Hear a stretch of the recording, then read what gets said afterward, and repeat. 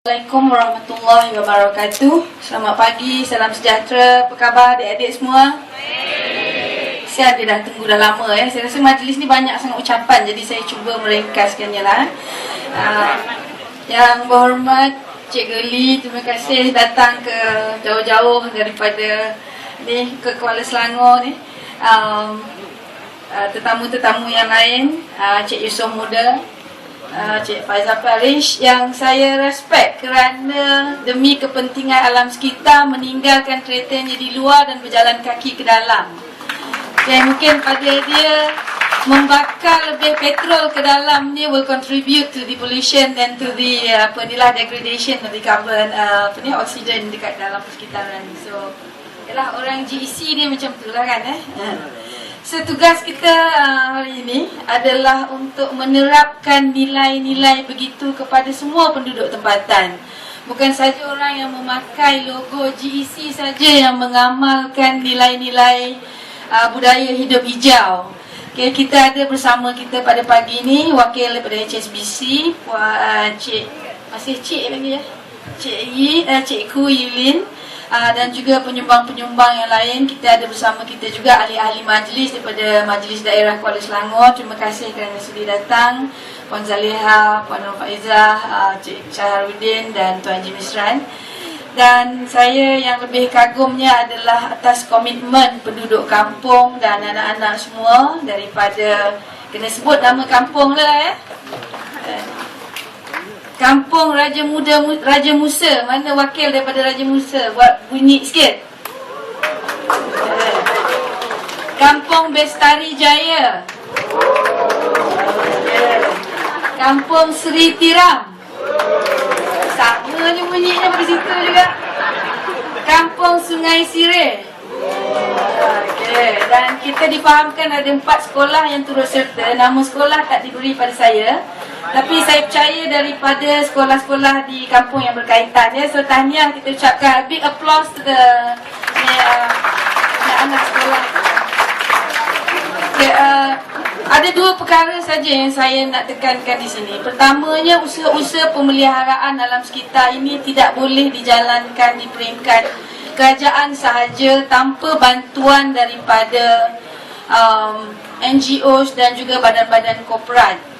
Mungkin pada tanggapan awam, mana-mana reserve kerajaan adalah menjadi tanggungjawab kerajaan, tetapi keupayaannya tidak akan dapat dikuatkan tanpa bantuan NGO seperti Global Environment Center ni. Saya telah bekerja dengan GEC di Kelang untuk menubuhkan River Rangers, dan saya kagum dengan komitmen mereka dan cara sistematik mereka melatih penduduk kampung untuk menjaga sungai dan mengajar mereka macam mana nak mengenal pasti hidupan-hidupan yang ada di dalam sungai itu, yang menjadi petunjuk kepada sihat atau tidak sihat di sungai.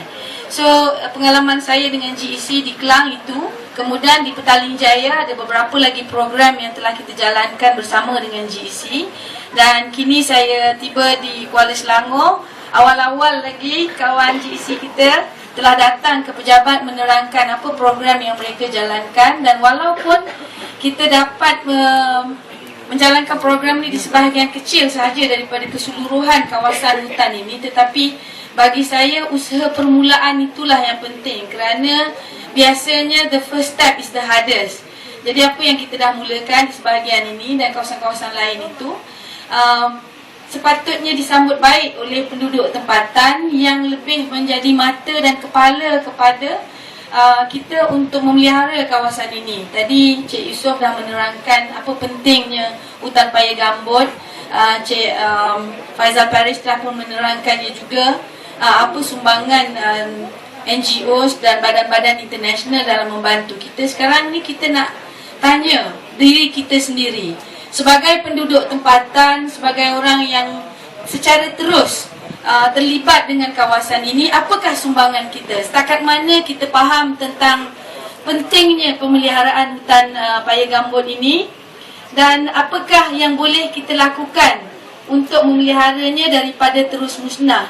mungkin di mata kita kawasan yang luas ni eloklah kalau ditanam kelapa sawit ke, nenas ke, dijadikan kebun. Sebab saya datang daripada Kelang, dekat tempat kita dah habis dah diteroka semua, dah jadi rumah, dah jadi kawasan pertanian.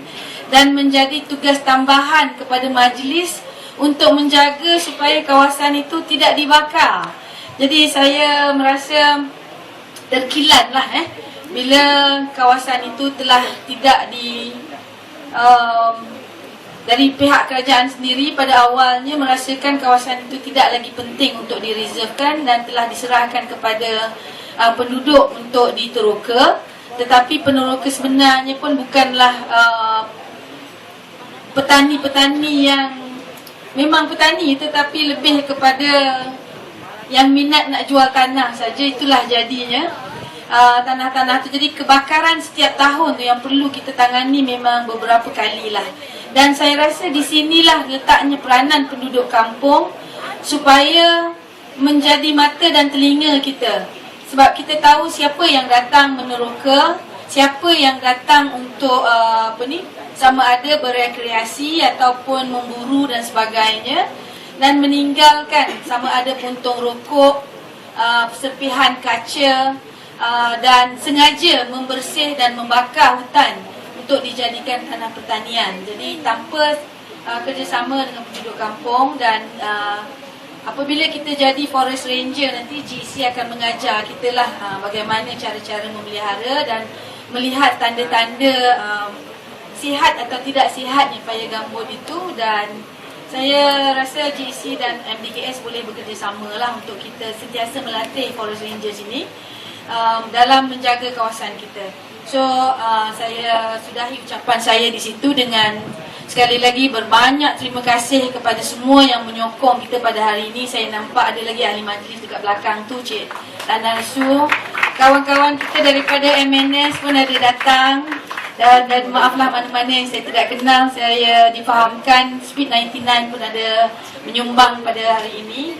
Dan saya doakanlah kepada adik-adik supaya mendapat ilmu hari ini. Orang kata kalau pergi ke majlis ilmu dapat pahala setiap langkah. Jadi balik ni jalan jauh-jauh, jadi pahala banyak sikit. Okay? Dan saya inilah mohon kepada penduduk-penduduk kampung agar semangat ni tak angat-angat tiap ayam lah. Kita kumpul hari ni semangat lah, lepas tu besok lupa balik semula. Jadi ini tugas bersama kita, ini sajalah yang dapat kita wariskan kepada generasi yang akan datang. Dan atas semangat program yang kita panggil Local Agenda 21, di mana satu-satu usaha itu dijalankan bersama dengan penduduk. Bukan saja dia datang daripada atas, tetapi pemahaman itu disebarkan kepada penduduk tempatan dan akhirnya dia akan menjadi satu program yang dijalankan sendiri oleh penduduk tempatan atas rasa bangga untuk memelihara tempat sendiri. Okay, sekian, terima kasih. Wabillahi taufiq wal hidayah. Assalamualaikum warahmatullahi wabarakatuh.